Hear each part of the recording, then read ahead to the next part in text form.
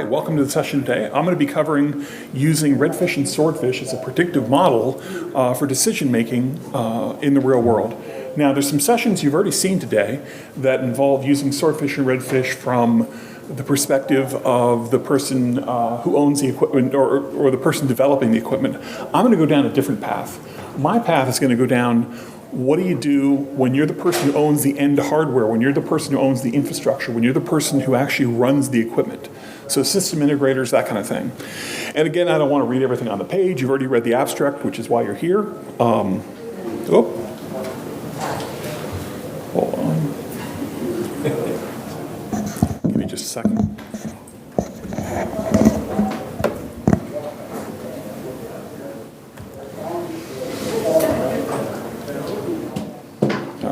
So you've already read the abstract of why we're here. We're going to go ahead and go into some of the details pretty fast because we've got a very short session today and I want to make sure that we cover everything.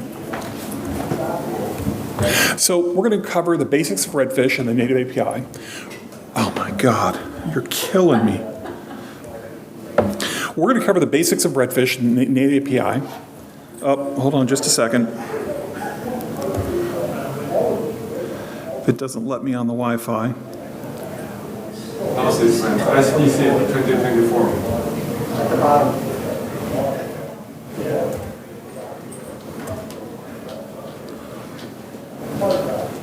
Give me just a moment, people. Sorry about this. You gotta go to your web page. It's $25. It won't ask for a key here.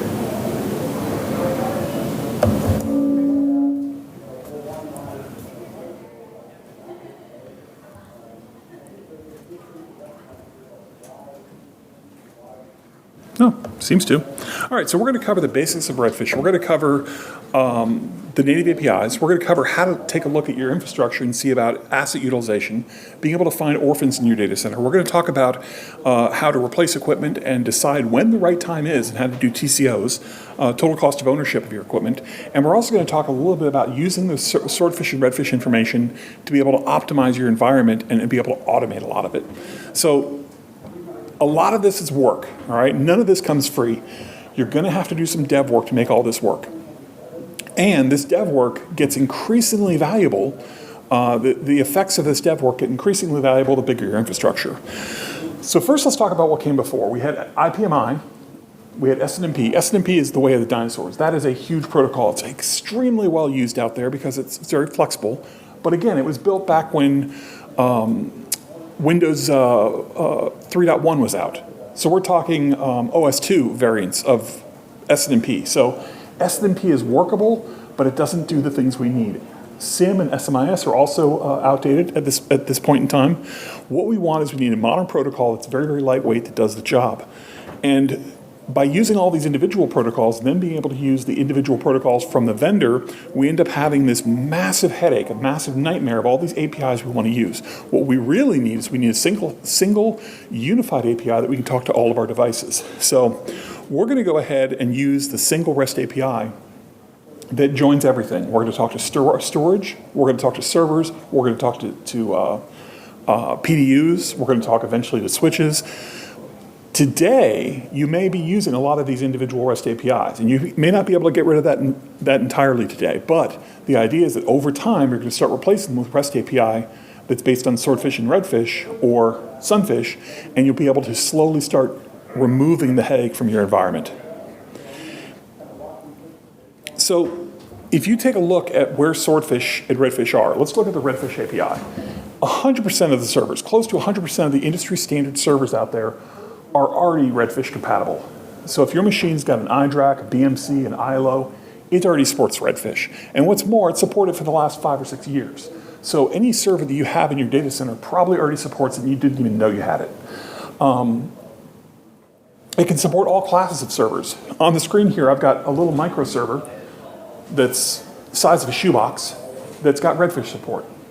I've got a supercomputer that also has Redfish and Swordfish support. So the point is you can go from the very smallest computer to the very largest computer in the infrastructure and be able to get Redfish support. And again, on the very bottom, there's a link to a really good white paper on data center monitoring using Redfish, where it talks about how to actually go into depth on gathering this information. Here's an example of dashboards you can build. So here's a common dashboard that I could build off this exact information. You take the Redfish data, you feed it into Prometheus, you feed it into a SQL database, you feed it into whatever data store you want, and then feed that to Grafana or other mapping software, and all of a sudden, you've got very, very beautiful graphs that can tell you exactly what's going on in your environment. And the best part is, you can decide exactly what these graphs are going to look like. With Swordfish has got a different problem. Swordfish is out there as a native protocol to multiple arrays. It doesn't have the market penetration that Redfish does, although more and more arrays are starting to support it. So we've got a number of arrays. For instance, we've got the MSA model, which supports Redfish natively, and you can make Redfish calls directly to it. But then we've got things like the Nimble Storage and the Electra 6000, which don't have a Redfish model, but in that case, I still wanted to talk Redfish to those devices. So what I was able to do is write a little mock-up device or mock-up software, and I've got a link here that lets you talk to one of those native devices using its native API and then convert it to Redfish. So you can build your own Redfish gateway for any device out there that you want. So again, here's a link to an example of a mock-up. And as a last resort, you can actually mine that data from the native APIs. But again, there's Redfish native devices, there's devices you could write a mock-up for, and then there's devices where you have to use the native API. We're trying to get rid of having to use the native API whenever possible. Now, I should also note that Redfish has gone to a lot of different places. Redfish and Swordfish have gone to a lot of different places. Here's an example of power distribution. So I can actually pull information from a number of PDUs and be able to populate my model. So all of a sudden, I now have power information about servers that aren't even Redfish compatible. Of course, there aren't many, but I could actually turn sockets on and off if I needed to. Just like I control the server independently or the storage independently, I can actually now control all the things that have nothing to do with that. I can control an exhaust fan using this kind of protocol. You can also get a lot of information from the actual operating system itself. So again, we're all about mining the data. And for some of the automation I'm talking about, we're going to want to grab the inbox module for Hyper-V or the modules for VMware to be able to pull that information. Once I've got the ability to control the hypervisor, once I've got the ability to harvest data from the hypervisor, from the operating system, from the hardware, from the storage, and from the power distribution, I can do some pretty magical things. So here's an example of what that power looks like when you graph it. And again, that's directly from a PDU. So I can grab all kinds of magical data. So the first question is, where does the money go? When you deploy, where does the money go? So again, I'm showing here common deployment, and I pulled these numbers off of CDW online because I figured it was a fair source to be able to get all this information. But I've got hardware costs, I've got licensing costs, and I've got facility costs. Facility costs include not just hosting where you're at, but it also includes the power, it also includes the UPS, also includes the cooling. Licensing cost might be the OS, might be the OS plus the hypervisor, might be the OS plus the hypervisor plus an application. There's combinations. And the hardware itself, I'm just generally considering as a CapEx cost.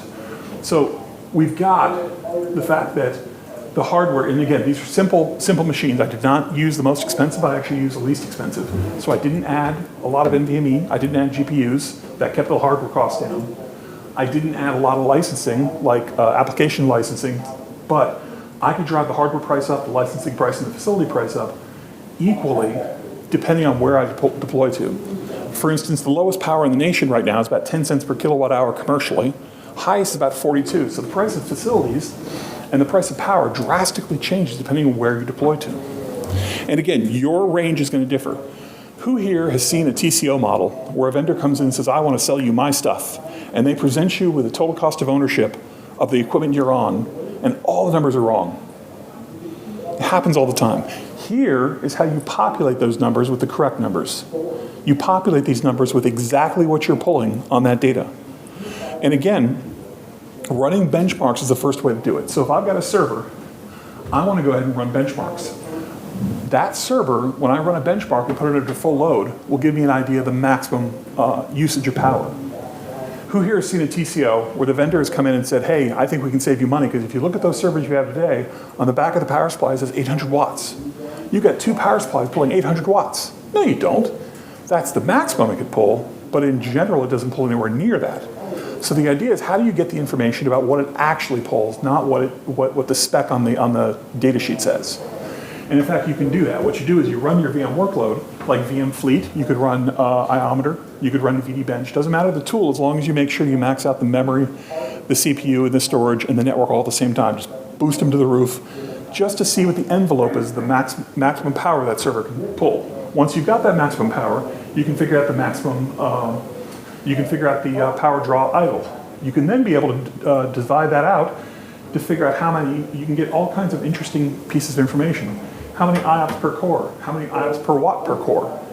How many gigabytes per core per watt? There's a lot of information you can figure out that isn't actually gatherable unless you can get that individual piece of data. And again, if you're pulling data from the OS on percentage of CPU use, you're pulling data from the storage and the server on the actual the actual gigabytes used, the actual power metrics. You can get a lot of information to be able to fill out information here. And surprising effect, two similar systems, but generated two generations apart.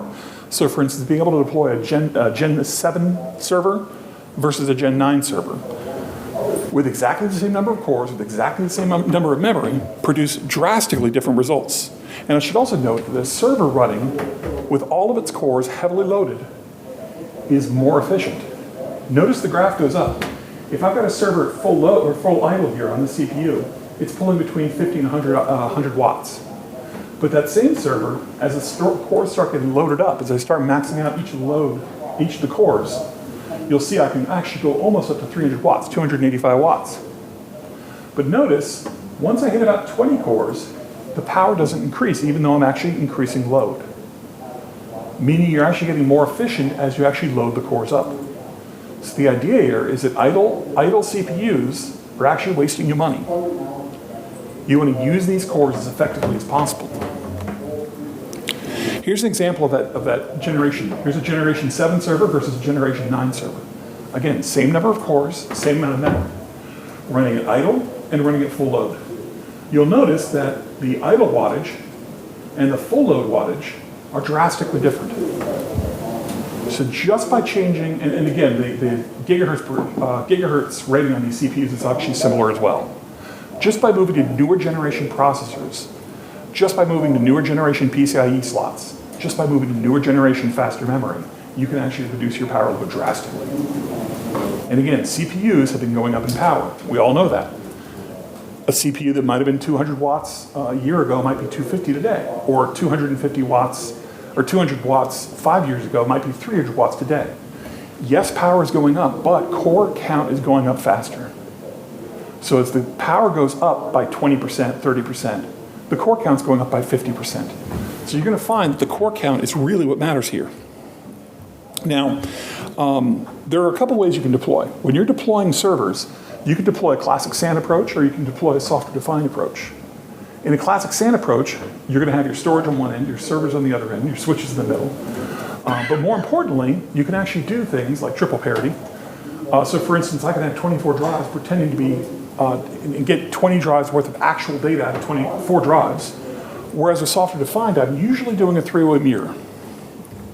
So that's an example of a three-way mirror, where my data is mirrored to at least 3 nodes. That way I can survive a node being out. So one of these appears to be a lot less expensive, but from a power perspective, classic SAN may be actually less expensive than running software-defined. Because in software-defined, I have to actually deploy more hardware to get that three-way mirror going. So in an effort to save the complexity of SAN, we're actually deploying a larger amount of hardware to do the exact same job. Now, in that scenario, let me show you some tricks you can do with a SAN architecture. One of the tricks you can do is, we saw that graph where we said that licensing is one thing, hardware costs are another, and power is a third. Well, power drives a third, which is facilities. I can save on all 3 of these. I can save power simply by using anti-infinity rules to separate VMs that need to exist on different servers. So I make sure that 2 VMs that have to exist on different servers do, but I can take a cluster, let's say a cluster of 4 machines that's running virtual machines. And let's say I have 50% load on each of those nodes of the cluster.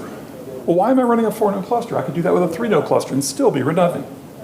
Well, that's easy. Use vMotion or live server migration, evacuate one of the nodes, and then actually shut it off. I know it's a 4-node cluster with one node physically turned off. The reason that works is because I actually have control over the servers now. I can do a shutdown, but more importantly, if my load starts to increase, if my load gets elastic and I need to increase the workload on that cluster, I can just as easily log into Redfish and physically boot that server and have it up in a few minutes. Which means that I can actually expand and contract. A server running idle saves you power. A server running off, or not running at all, saves you a lot more. So the idea is that I can take an 8-node cluster and drop it down to 5 nodes very easily. All I need is half of my nodes plus 1. So if I've got an 8-node cluster, I can drop it down to a 5-node cluster very easily and save the power for 3 nodes. I can quickly boot up another node, boot up another node, boot up another node, and get it back to a full-size running cluster. But there's no reason all the nodes have to be running at the same time.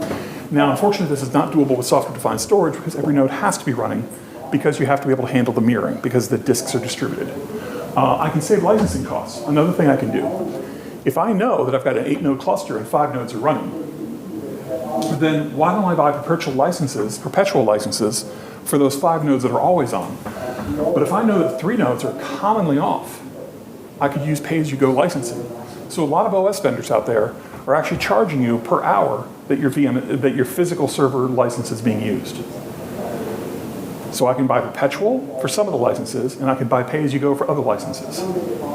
This is true for operating systems, it's true for hypervisors, and it's true for some applications. There are applications out there now that'll let you buy a certain number of cores times that application times a certain number of hours. And you can actually optimize that. Additionally, with saving hardware costs, I can actually decide when the right time to do a TCO, when the right time to do an upgrade is. Because again, running older hardware, you've seen that the total cost of ownership over 3 years or 5 years, in fact, let me look at that graphic in here real quick. Notice the difference in these 3 graphs is a 3-year life cycle, 4-year life cycle, and 5-year life cycle. All that does is drive up my facilities costs if I go to longer life cycles. But if I replace with newer hardware, I get to get back on the shorter life cycle again. So that price can actually assist me. So every watt becomes a watt of heat. Devices have a lot of different sensors. There is a, quote, sea of sensors inside of every server out there, every storage array out there that supports Redfish. You have an ocean of data that you can mine for information. What about using reporting on your fans RPMs? You know that when your system hits a certain fan speed, or certain heat speed, all of a sudden the fans increase, which means your power is going to increase. All you have to do is make sure that none of your servers hit that magical number. Well, that's easy. You can get all the information for the sea of sensors from every individual server. Here's an example of what that looks like. I can actually map out an individual server and see exactly where the heat map's going in, and I can figure out what the incoming air is. If my incoming air never goes above a certain point, I know exactly what I've got to do to keep an entire cluster, an entire array, under that magical number where the fans start to speed up and actually use more wattage. So there's a lot of neat things you can do. Again, here's some examples. If I want to move virtual machines, which by the way, once I have the ability to move virtual machines around and heavily load some nodes and lightly load other nodes and actually shut nodes off, that's easy. I can use move VM or suspend cluster node. So Hyper-V, VMware, these are my 2 commands. To physically shut down and restart a machine, that's a simple command. Invoke Redfish system reset type, graceful, or on. So again, these are very simple commands. Easy to automate, easy to feed into an AI system, and now I can automate everything I want to do. And again, what you're going to do with this data is going to be a lot more interesting than what I do with it. In fact, once this video goes to YouTube, please put in the comments, if the comments are available, please put in the comments the things you would use this information to do. Whether you use it to do TCO models, whether you use it to gather carbon footprint for your data center. There's a lot of different ways to use this data. Hopefully this gives you an idea of how to automate. Now, I should note that, yes, this is the end of the slide deck, but I did an extra slide at the end, kind of like, you ever see those Marvel movies where they have an extra scene at the end? I kind of did that. Why do I do this? Why did I do all these things? Why do I shut nodes off? Because I actually live this. I actually built a little raised floor data center in my house. And for the IRS, this is why I expense part of my electric bill. So I built a little raised floor in my house. I've optimized it for free cooling. In the winter, I inject heat into the furnace. In the summer, I pull air from the crawl space. So I'm trying to do optimal things. But the whole reason I'm doing this is to prevent my own power bills. So again, the whole node off thing, I've been doing that for a few years now. So I know the process works. And I go with a crawl, walk, run mentality. First, I do things manually, just to make sure the process is going to work. Then I try and walk, and I say, okay, let's see how much of this I can automate. Then I move on to the point of, let's see if I can make it so that when certain triggers are hit, this stuff happens as well. So I first manual, then I script it, then I automate it. That crawl, walk, run really helps out. And this is, by the way, what it looks like.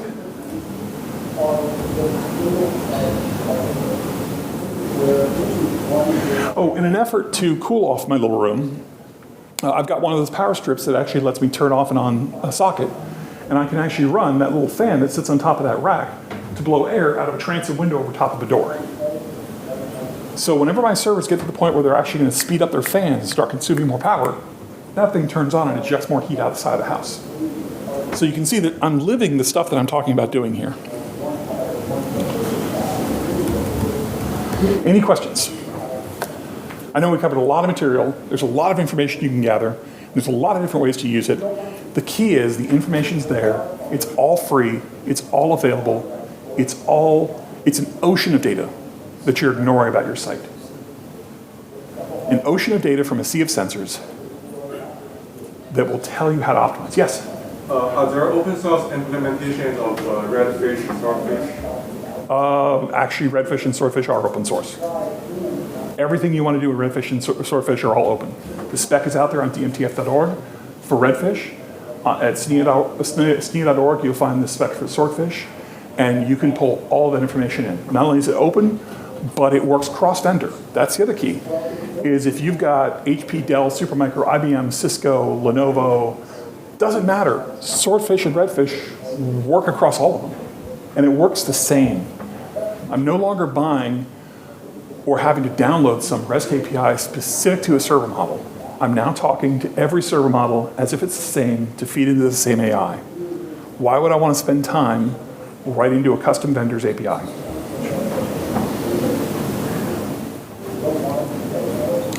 Yes? You have lots of machines in your home data center. What workload do you run? I've got a VMware cluster. I've got a Hyper-V cluster. I'm working on putting together an Azure Stack HCI cluster. I've got a Proxmox machine. I've got, you know how you have a Class C network and you got 256 addresses? I have to have like 4 different subnets because I've got so many virtual machines running. Basically, I'm living all this stuff. I'm trying to convert VMs from one type to another. I'm trying to go from physical to virtuals. It's an experimentation lab. It's where I can test out all these crazy ideas. Because of course, until you do it, it's not real. Any other questions? Thank you, gentlemen, for showing up, and ladies and gentlemen. And please grab more of the sessions. You're going to find a lot more data about Swordfish and Redfish throughout the day.